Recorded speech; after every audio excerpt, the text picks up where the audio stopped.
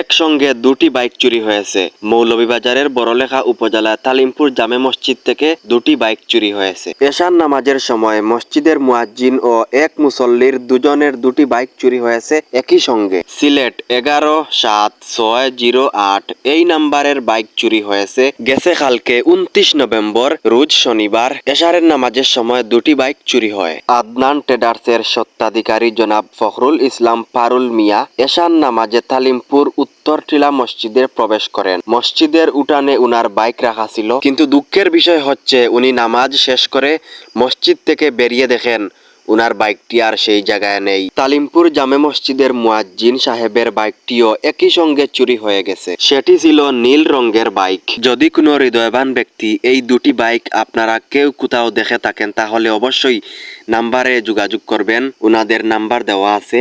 এটি আমি copy post করেছি কারণ আমরা একই উপজেলার মানুষ। উনারা আমার আত্মীয় স্বজন বা কোনো কিছুই লাগেন না। আমার ভিডিওর উসিলায় যদি উনারা উনাদের বাইকটি ফিরে পান এটাই বেশ, আর কিছু না। সবাই ভিডিওটি শেয়ার করবেন যাতে উনারা উনাদের স্বপ্নের দুটি বাইক আবারও ফিরে পেতে পারেন।